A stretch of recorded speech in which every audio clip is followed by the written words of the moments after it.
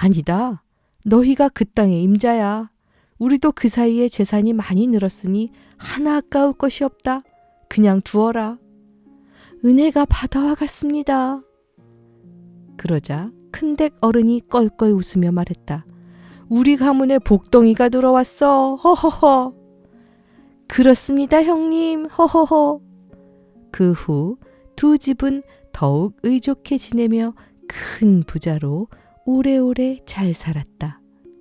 그 사이에 글 공부를 하던 아들이 과거에 급제해서 높은 관직에 나아가니 가문의 명예가 다시금 우뚝 높아졌다.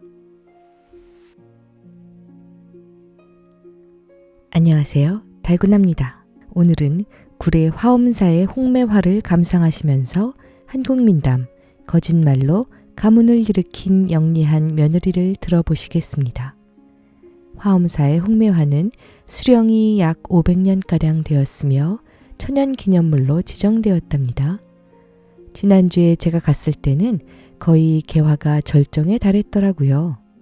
정말 꽃도 아름답고 향기는 신비로웠답니다. 서울에도 멋진 홍매화가 많은데 거기서는 이런 향기를 맡을 수가 없었어요. 잊을 수 없는 여행의 백미였습니다. 오늘 들어보실 민담 속의 며느리도 비록 거짓말을 했지만 크게 남을 해치는 거짓말이 아닌 거짓말을 해서 가문을 일으켰어요. 어떻게 보면 홍매화처럼 아름다운 며느리라고 볼 수가 있을 것 같아요. 그러면 어떤 이야기인지 멋진 구례 화엄사의 홍매화를 배경으로 들어보실까요?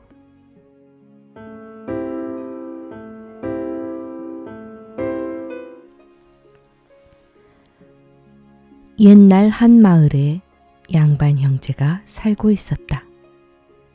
대대로 큰 벼슬을 했고 인심도 얻은 당당한 가문의 후손이었는데 형과 동생의 처지가 서로 엇갈렸다. 형은 부자로 잘 사는 데 비해 동생은 웬일인지 자꾸 가세가 기울어 생활에 어려움을 겪었다. 형의 집에서 가끔씩 도와주긴 했지만 벼슬이 끊긴 데다 가진 땅이 없다 보니 부부와 아들, 딸의 하인 둘까지 6이나 되는 식솔의 생계를 감당해내기가 어려웠다. 그 동생한테는 글 공부를 하는 아들이 하나 있어 꽤나 똑똑했는데 글 공부를 한다고 당장 먹을 것이 나오는 게 아니니 걱정이었다. 아무쪼록 집안 살림을 잘 간수할 만한 야무진 며느리를 얻어야 할 텐데. 항상 이렇게 고민을 하던 양반 내외는 어느 날 기발한 계책을 생각해냈다. 걱정만 할 게 아니라 아예 시험을 쳐서 며느리를 얻으면 어떨까요? 시험이라니? 살림을 얼마나 알뜰하게 하는지 시험을 보는 거죠. 이를테면 곡식을 조금만 내주고서 살아보라고 하는 거예요. 그거 그럴싸한 생각이군. 양반은 바로 방을 하나 써서 내걸었다. 쌀 10대를 가지고 온 식구의 한 달 살림을 꾸려나갈 수 있는 처녀가 있으면 집안 신분을 묻지 않고 며느리로 삼을 테니 자신 있거든 찾아오라는 내용이었다. 방이 붙자 인근 고을의 처녀들과 딸 가진 부모들이 너도나도 관심을 나타내기 시작했다. 비록 사는 것은 넉넉지 못하다 해도 뼈대 있는 양반집이고 흔치 않은 신랑감이었다. 특히 상민 집안의 처녀들로서는 해볼 만한 일이었다. 오래지 않아 한 처녀가 도전을 했다. 하지만 쌀 10대를 가지고 자기까지 모두 7식구가 굶지 않고 한 달을 먹고 산다는 것은 꽤나 어려운 일이었다. 최대한 아낀다고 아껴보았지만 한 달은커녕 닷새 만에 쌀을 바닥내고서 퇴짜를 맞고 말았다. 이어서 또 다른 처녀가 도전을 했다. 이 처녀는 쌀을 한껏 불려서 물죽을 쑤어 상에 올려보았지만 식구들 불평만 들어주었을 뿐 일주일을 넘기지 못했다.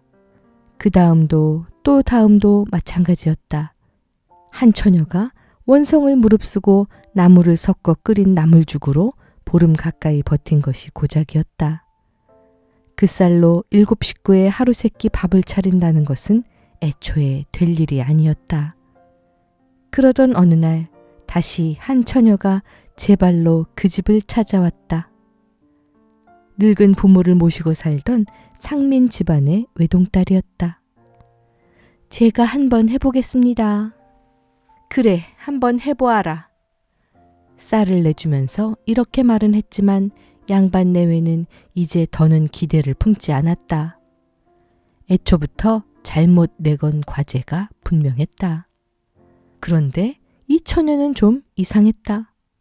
한 끼의 쌀을 한 주먹만 해서 죽을 쑤어도 모자랄 판인데 쌀 한 되를 통째로 내다 씻더니 아주 제대로 된 쌀밥을 지어서는 한 사발씩 듬뿍 퍼담아 상을 내는 것이었다.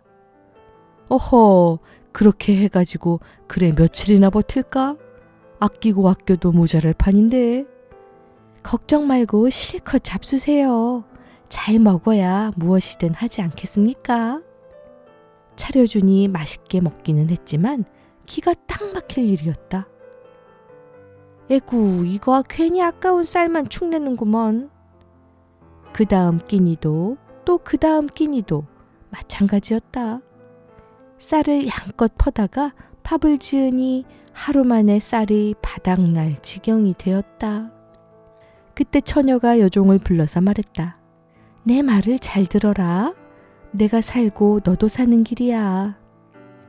이 길로 우리 친정집을 찾아가서 어머니한테 말해서 동네 바느질감을 모아달라고 해서 가지고 오너라.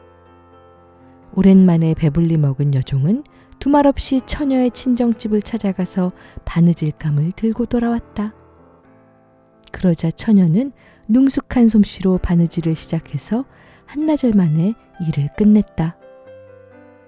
이걸 집에 갖다 주고 다시 더 많은 바느질감을 받아오너라. 다시 처녀의 친정에 찾아간 여종은 바느질싹과 함께 일감을 한아름 싸들고 돌아왔다. 그러자 처녀는 그 바느질싹으로 쌀을 사고 고기도 사고 가진 반찬을 장만해서 근래 보지 못한 푸짐한 밥상을 차려 올렸다. 아니 이게 웬 상이란 말이냐? 제가 장만한 것이니 마음껏 드세요. 양반집 식구들은 어리둥절한 표정을 지으면서도 맛나게 음식을 먹었다. 다음 날도 그 다음 날도 처녀는 한 끼니 거르지 않고 계속 알찬 밥상을 올렸다. 물론 부지런히 바느질 품을 팔아서 장만한 음식이었다.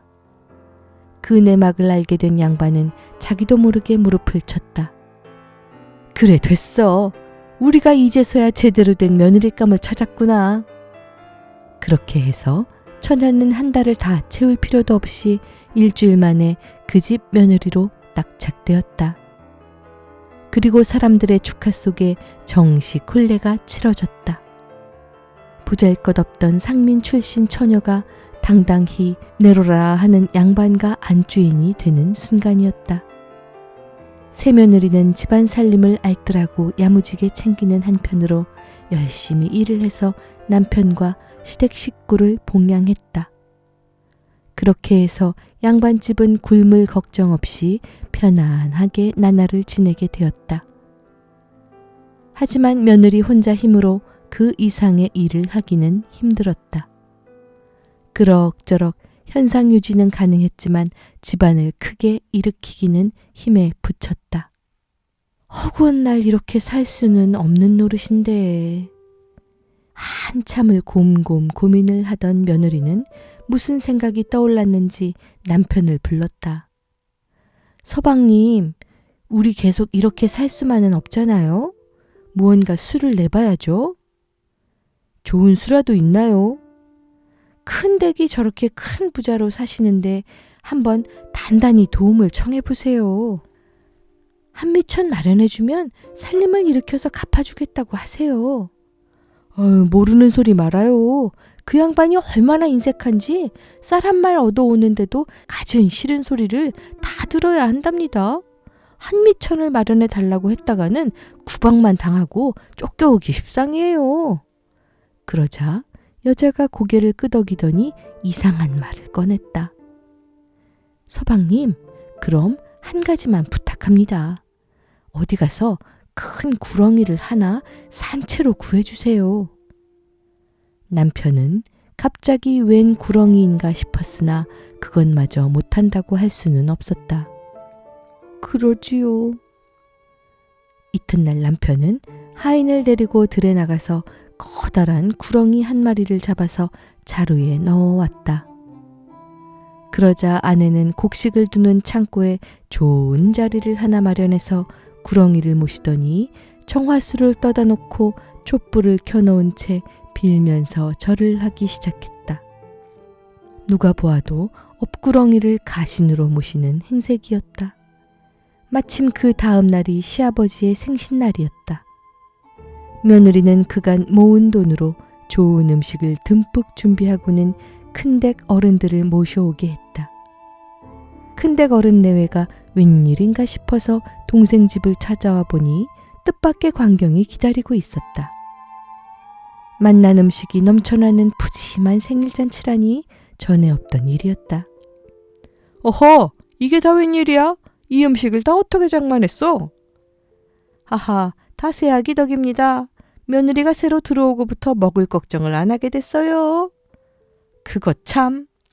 그때 큰댁 어른 눈 속에 이상한 모습이 들어왔다. 작은댁 새며느리가 헛간에서 촛불을 켜놓고 어딘가에 절을 하고 있었다. 얘야, 이리 좀 잠깐 와보아라. 며느리가 오자 큰댁 어른이 물었다. 지금 어디다 대고 절을 한 게냐? 그러자 며느리가 잠깐 망설이다가 말했다. 예, 사실대로 말씀드리지요. 저기 업을 모셔놓았습니다. 제가 이 집에 오던 날 꿈을 꿨는데 큰댁에 있던 업구렁이가 우리 집으로 오는 게 아니겠습니까?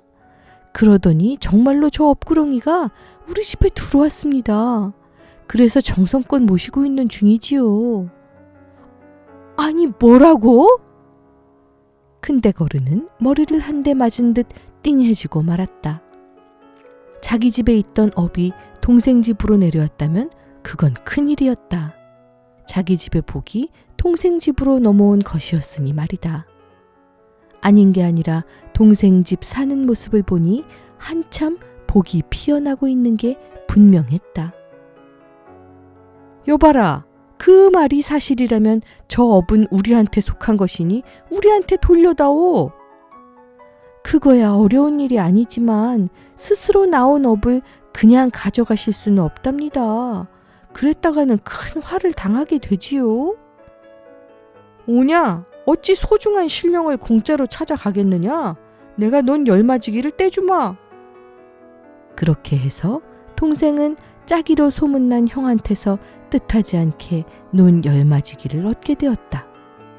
논을 얻고 나자 며느리는 집안 가족들을 시켜 큰댁 칭찬을 하고 다니게 했다. 형이 어찌나 인심이 후한지 논 열맞이기를 그냥 뚝 떼서 동생한테 주었다더군. 동네에 그렇게 소문이 쫙 퍼지자 큰댁 어른은 아주 기분이 좋아져서 어깨를 으쓱하며 다니는 것이었다. 허허, 은혜를 알긴 아는군. 그래, 기특하다. 그렇게 하다 보니 형님 댁과 동생 댁이 점점 사이가 좋아졌음은 물론이다. 한편 며느리는 큰댁에서 받은 열맞이기의 눈을 잘 가꾸어서 정성껏 농사를 지었다. 남들보다 부지런히 움직이며 곱절에 정성을 들이니 많은 소출을 거두어서 조금씩 재산을 불려나갈 수 있었다. 몇 년이 지나지 않아 열맞이기 외에 따로 30맞이기나 되는 논을 장만하니 가난하던 집이 어느새 부자라는 소리를 들을 정도가 되었다. 어느 날 며느리는 큰댁 식구들을 청해서 성대하게 대접을 했다. 그리고 큰댁 어른에게 말했다. 제가 큰 죄를 졌습니다. 몇 년 전 업구렁이 이야기는 제가 그냥 꾸며낸 것이었지요. 어떻게든 집안을 일으켜 보려고 어른을 속였으니 어떤 질책이라도 달게 받겠습니다.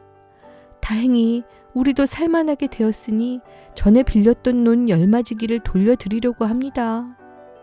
그러자 큰댁 어른이 잠깐 놀라는 듯 하더니 이내 웃음을 지으며 말했다. 아니다. 너희가 그 땅의 임자야. 우리도 그 사이에 재산이 많이 늘었으니 하나 아까울 것이 없다. 그냥 두어라. 은혜가 바다와 같습니다. 그러자 큰댁 어른이 껄껄 웃으며 말했다. 우리 가문에 복덩이가 들어왔어. 허허허. 그렇습니다, 형님. 허허허. 그 후 두 집은 더욱 의족해 지내며 큰 부자로 오래오래 잘 살았다. 그 사이에 글 공부를 하던 아들이 과거에 급제해서 높은 관직에 나아가니 가문의 명예가 다시금 우뚝 높아졌다.